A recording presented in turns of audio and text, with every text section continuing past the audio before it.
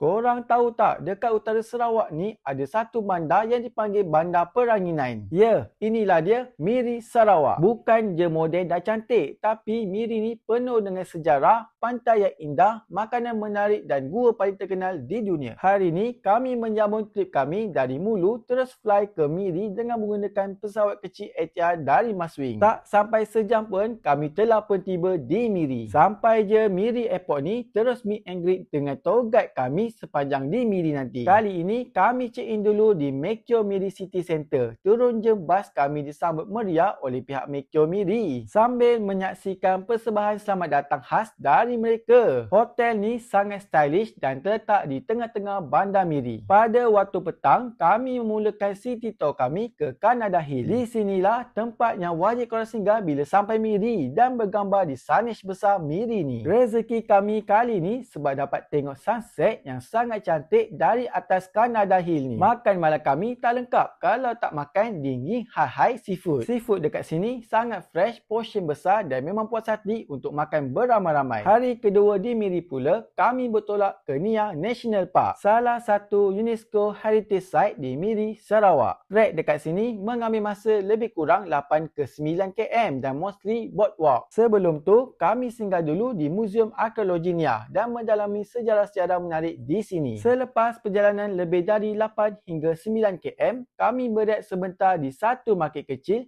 yang menjual pelbagai kraft tradisional yang menarik untuk korang bawa pulang. Perjalanan kami diteruskan ke sebuah rumah panjang bersejarah di Nia, iaitu Rumah Panjang Patrick Libau. Inilah peluang merasai sendiri kehidupan komuniti Iban yang penuh dengan tradisi dan budaya. Sebaik sampai sini, kami disajikan dengan makan tengah hari istimewa hidangan tradisional orang Iban yang dimasak dengan penuh kasih sayang. Kami turut diraikan dengan persembahan selamat datang yang penuh warna-warni dengan muzik tradisional dan tarian Iban yang mengalu-alukan kedatangan tetamu. Perjalanan kami di Nia National Park diteruskan ke Traders Cave dan Great Cave. Traders Cave adalah salah satu tempat unik yang dahulunya merupakan pusat perdagangan sarang burung. Di sinilah tempat tinggal sementara pengumpul sarang burung zaman dulu. Jalan ke hadapan lagi, korang akan menemui mulut Great Cave setinggi bangunan 7 tingkat dengan luas lebih 200 meter. Dekat sinilah penemuan tengkorak manusia purba berusia 40,000 tahun, bukti awal penempatan manusia di Asia Tenggara. Korang bayangkan 40,000 tahun dulu dah ada orang tinggal dekat sini. Great Cave bukan sekadar gua, tapi pintu masa ke sejarah manusia purba Borneo. Dinner kami malam ni dekat Kebaya Story Restaurant. Restoran dengan vibe baba nyonya yang penuh nostalgia. Menu dekat sini sangat menggoda dari lauk-lauk yang sedap sampai ke kuih muih peranakan yang memang rare nak jumpa.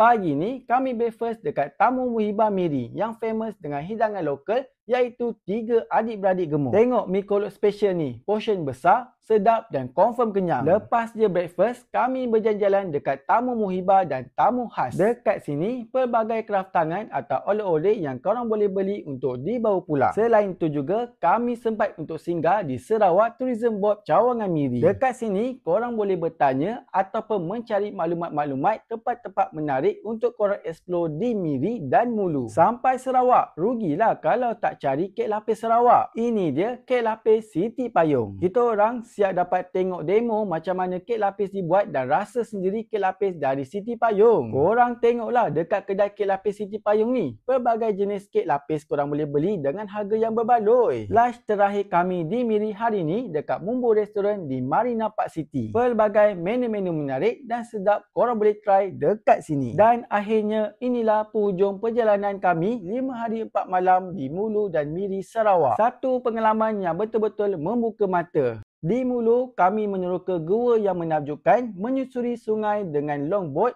singgah di perkampungan Penan dan merasai sendiri keindahan alam semula jadi yang masih terjaga. Sementara di Miri pula, kami mengenali bandaraya yang dikenali sebagai Miri The Resort City, menikmati seafood segar, merasai budaya di Rumah Panjang dan explore gua menarik di Miri. Perjalanan ini bukan sekadar tentang tempat yang kami lawati, tapi juga tentang kisah budaya dan kenangan yang kami bawa pulang bersama. Jangan lupa untuk follow Project Travel untuk banyak lagi konten menarik.